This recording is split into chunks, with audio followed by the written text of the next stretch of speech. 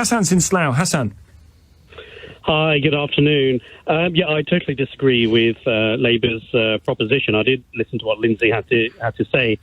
I know I've been to boarding school in the 80s, like yourself, private schools. I remember Neil Kinnock, the then head of Labour, wanted to abolish private schools. The proposition now seems to be halfway, is to penalise parents who want to better the lives of their children. And that is not a selfish thing, because any parent, regardless of whether they're rich or poor, would want to see their children benefit and have aspirations. So the argument that, this is all giving charity to private schools and parents, no, it's not. State schools are not charities. Private schools are not charities. In fact, there's a sizable number of pupils from disadvantaged backgrounds who do go to private schools. Well, if private schools are not charities, why do they have charitable status and the tax benefit associated with it? Well, it's a good point, but it is about parents aspiring sure, for their children. The whole row is about the tax efficiencies that these private schools can make on having charitable status. And they're not really charities, are they? Yeah, they're not charities, but, I mean, those who are on the bursaries, I mean, you mentioned 30% of private kids are actually on bursaries. Well, it is a form of charity for them. And also, I mean, my daughter goes to private school. We are still paying tax for the state system, just like if we use private healthcare, we're still paying tax. I agree, but so's Anna, who doesn't have any children. Should she not get a rebate? She's not going to send children to the state system. Give her her money back. No. I mean, I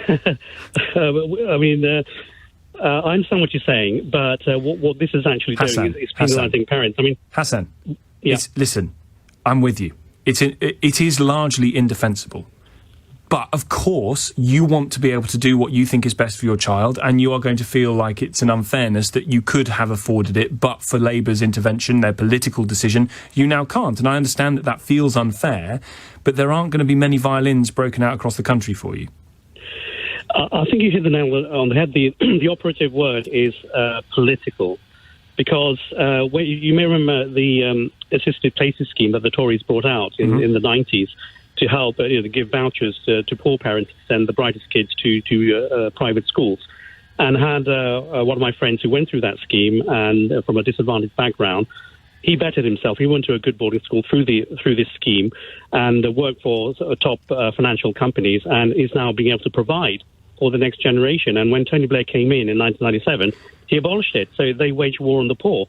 So Labour, they may claim that they're helping the poor. Actually, they're doing the opposite, because some Labour politicians have no problem sending their own children to grammar schools or private schools or grant-maintained schools in the 90s, but would deny this to other But they're doing parents. the thing that you would want to do. They're doing the thing that you would want to do. They want what is best for their children, however professionally embarrassing it might end up looking like. Hassan, appreciate the call. Thank you very much indeed. Hassan in Slough. Hello, afternoon.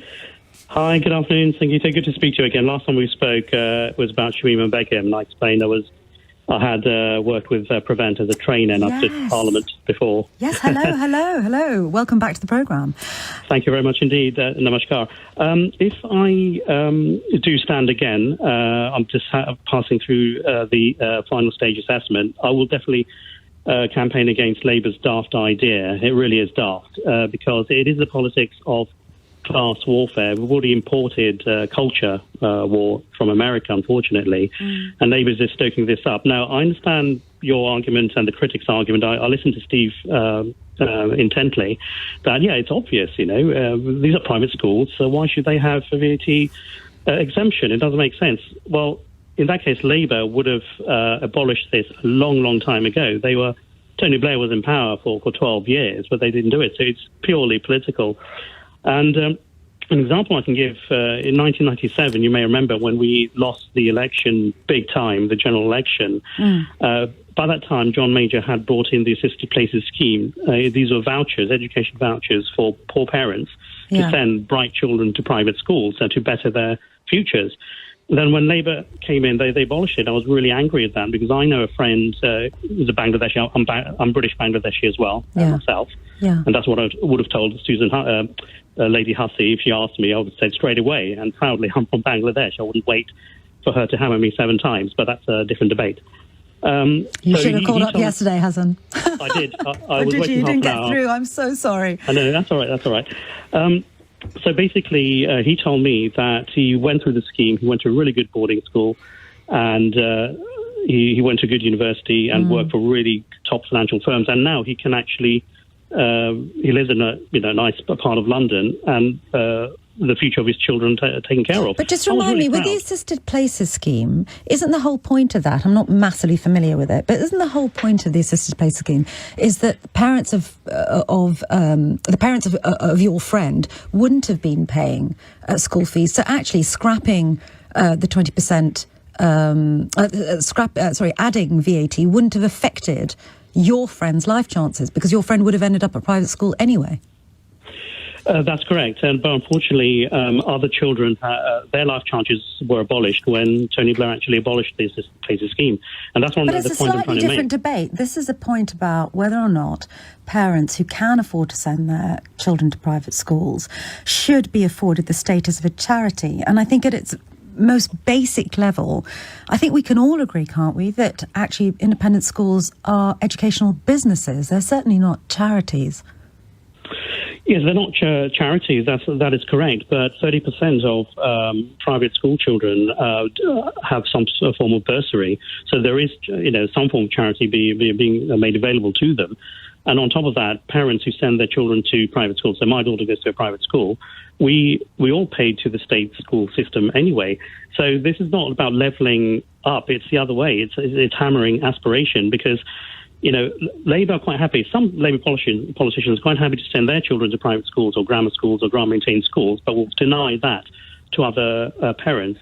Now, when Steve said... Diane Abbott, I'm going to ask producer Kat to check. I think Diane Abbott sent her children. She did. Her son to a private school, right? And she was a great advocate of state education, I think. Yeah, there was controversy. The reason was that she said that I'm an Afro-Caribbean mother. I have to make the decision that's best for my children. Brilliant. Any parent, regardless of background, of race, would want the best for their children. So this is penalisation because Labour would have actually brought this in a long time ago. And when Steve said that what you're doing with this scheme, or the bursary, for example, is yanking out a child from their community into a private school where, the parents probably don't own a yacht, that's absolute poppycock. Absolute poppycock, because... Well, is it? Because I have friends who send their kids to private schools, and what they often tell me is, number one, there are the fees, and then number two, there are all the extras that you have to pay for. So all the after-school clubs, all of the school trips, all of that stuff, and actually that is often what sends them over the edge financially. Yes, exactly. And if Labour were to go ahead with all of that, if some of those parents have children on bursary, then they'll be out of the system altogether, so they'll be penalised. And I think the best way to level up, definitely support the state sector, but change all state schools into grammar schools, okay? That is aspiration for everyone. Hassan, listen, you're going to have to call back when we do the grammar school debate, because honestly, I think that would be an absolute disaster for this country. Hassan from Slough, thank you very much indeed. Making a passionate defence, he himself sends his kids to private school, making a passionate defence for why Labour's idea of forcing parents to pay VAT on school fees by scrapping charitable status for independent schools is wrong.